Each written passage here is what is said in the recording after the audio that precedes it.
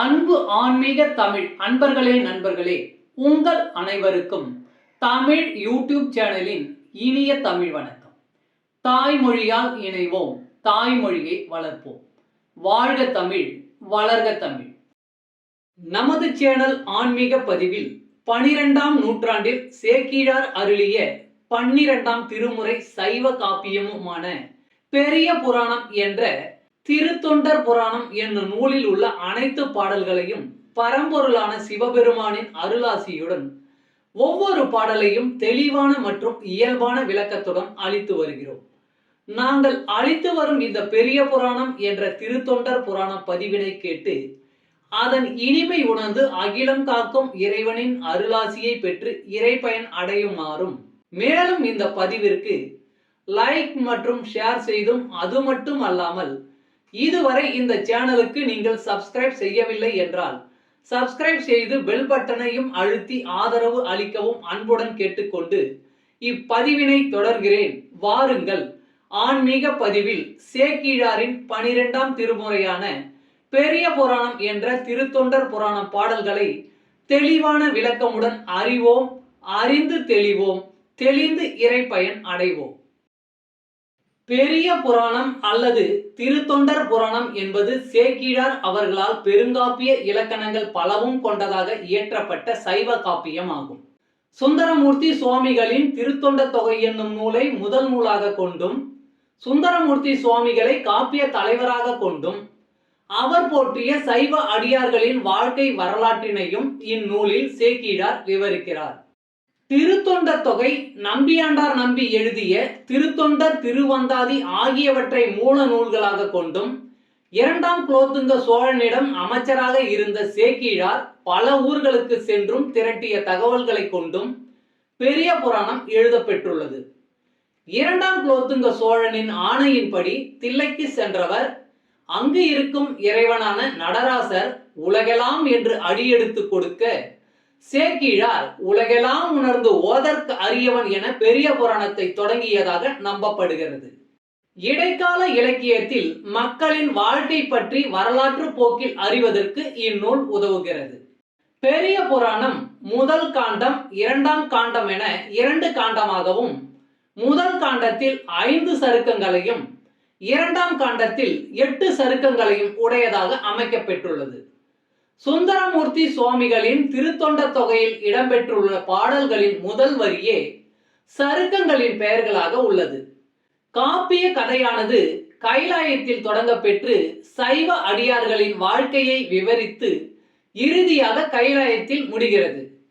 முதற்காண்டத்தில் திருமலை சருக்கம், தில்லைவாழ் அந்தணர் சருக்கம், இலைமலிந்த சருக்கம், மும்மையால் உலகாண்ட சருக்கம், திருநின்ற சருக்கம் என்ற 5 சருக்கங்களும், 2ஆம் காண்டத்தில் வம்பரா வரிகண்டு சருக்கம், வார்கொண்ட வனமுலையால் சருக்கம், பொய்யடிமை இல்லாத புலவர் சருக்கம், கரைக்கண்டன் சருக்கம், கடல் சூழ்ந்த சருக்கம், பத்தராய் பணிவார் சருக்கம், மன்னிய சீர் சருக்கம், வெள்ளானை சருக்கம் என்னும் 8 சருக்கங்களும் அமைந்துள்ளன.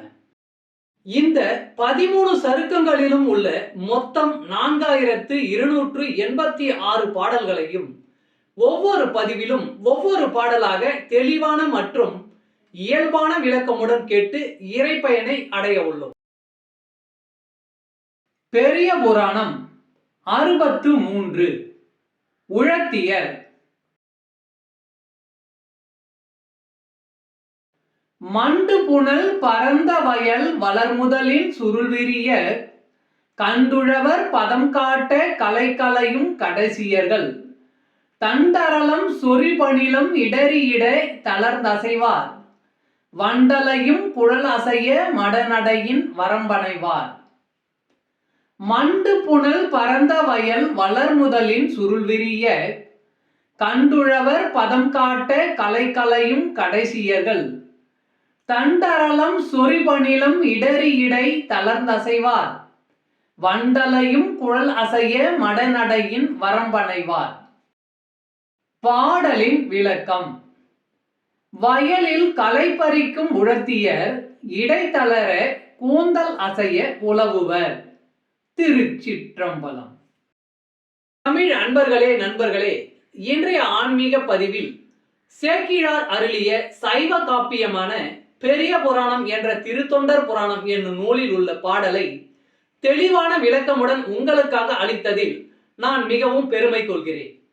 இப்பதிவில் அளிக்கப்பட்ட சைவ காப்பியமான பெரிய புராணம் என்ற திருத்தொண்டர் புராணம் பாடலின் விளக்கம் யான் அறிந்து கொண்டவை. யான் அறிந்த இந்த காப்பியத்தை நீங்களும் அறிந்து இறை பயன் பெற வேண்டும் என்பதற்காக இங்கே அளித்துள்ளேன்.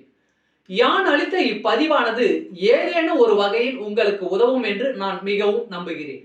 மேலும் இப்பதிவினை கேட்டு இன்புற்று அதன்படி நீங்கள் இறை பயன் பெற்றால் அதில் எனக்கு மிக்க மகிழ்ச்சியே. வாழ்க வளமுடன். சர்வம் சிவமயம். இறையருள் பெறுவோம், இன்பமாய் வாழ்வோம்.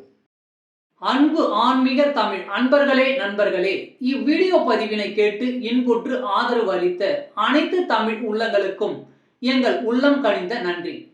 மேலும் இப்பதிவு உங்களுக்கு பிடித்திருந்தால் லைக் மற்றும் ஷேர் செய்தும், இதுவரை இந்த சேனலுக்கு நீங்கள் சப்ஸ்கிரைப் செய்யவில்லை என்றால் சப்ஸ்கிரைப் செய்து பெல் பட்டனையும் அழுத்தி ஆதரவு அளிக்கவும் அன்புடன் கேட்டுக்கொள்கிறோம். மிக்க நன்றி. அடுத்த பதிவில் உங்களை விரைவில் சந்திக்கும் வரை உங்களிடமிருந்து விடை பெறுவது தமிழ் யூடியூப் சேனல்.